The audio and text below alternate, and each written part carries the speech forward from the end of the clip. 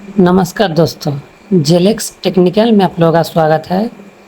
अगर आप हमारे चैनल में नए हैं तो ज़रूर सब्सक्राइब करिए। दोस्तों, आज हम लोग बात करेंगे एवरेज बैलेंस कमीशन के बारे में। एवरेज बैलेंस कमीशन होता क्या है, एवरेज बैलेंस कमीशन मिलता कैसे है, और जब सीएसपी कोड रिप्लेस कीजिएगा तो उसमें एवरेज बैलेंस कमीशन मिलेगा या नहीं मिलेगा। चलिए, एक्चुअली एवरेज बैलेंस होता क्या आप लोग बताते हैं।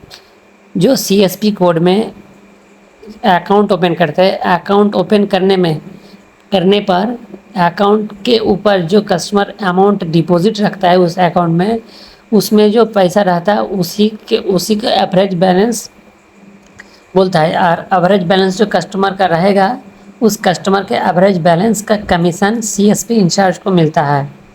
मान लीजिए कि मेरे पास 5,000 अकाउंट है, अप्रोक्स हर अकाउंट में 3,000 करके अगर उसका पड़ा हुआ है इस हर सीएसपी अकाउंट में, तो उस क्षेत्र में जिसका सीएसपी इंचार्ज होगा उसका अप्रोक्स 30,000 कमीशन मान के चलिए, मोटा मोटी लगभग 30,000 कमीशन उसको मिलेगा।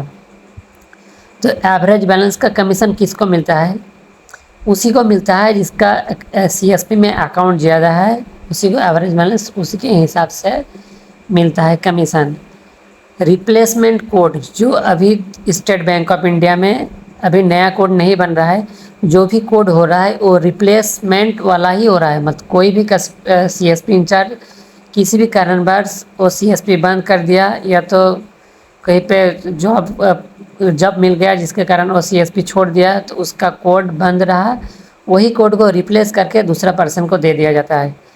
जिस ब्रांच में उसका सीएसपी कोड है, उसी ब्रांच में किसी भी लोकेशन में अगर कोई कैंडिडेट लेता है सीएसपी, तो पहले वाला जो सीएसपी इंचार्ज था उसको जितना कमीशन मिलता था, फिर नया वाला सीएसपी इंचार्ज को सेम उतना ही कमीशन मिलेगा। अगर दूसरा डिस्ट्रिक्ट में उसका ट्रांसफ़र हो जाएगा कोड, अगर उस जिस एरिया में उसका ट्रांसफ़र हो जाएगा जिस डिस्ट्रिक्ट में, उसका आरबीओ और जिस ब्रांच में था उसका आरबीओ अगर सेम है तो उसको भी कमीशन मिलेगा। इसमें कोई भी चार्ज नहीं कटेगा। मान लीजिए कि मेरा घर झारखंड में है और हम दूसरा कहीं अदर स्टेट में ले लिए, या तो बंगाल में ले लीजिए, या तो झारखंड में दूसरे किसी आरबीओ में अलग आरबीओ, जो मेरा जो आरबीओ है ब्रांच का, और जिस कस्टमर को हम देंगे सीएसपी उसका भी आरबीओ अलग है। उस क्षेत्र में होता क्या है कि मेरा जो कमीशन है, एवरेज बैलेंस का कमीशन, वो उसको पास नहीं जाएगा। एवरेज बैलेंस का कमीशन उसको नहीं मिलेगा। मेरा अकाउंट में जितना मेरा सीएसपी में जितना खाता खुला हुआ है उसका एवरेज बैलेंस उसको नहीं मिलेगा। लेकिन जो सीएसपी ले लिया, उसके बाद सीएसपी लेने के बाद जैसे वो अकाउंट खोलेगा, फिर उसका जीरो से स्टार्ट होगा एवरेज बैलेंस का कमीशन। अकाउंट जीरो से होगा। अब देखिए, भारत में बहुत सारा बैंक बीसी है, लेकिन किसी भी बैंक बीसी में आपको एवरेज बैलेंस का कमीशन नहीं दे रहा है। लेकिन ओनली ऑन एसबीआई एक ऐसा बैंक है जो कि सीएसपी इंचार्ज को एवरेज बैलेंस का कमीशन मिलता है।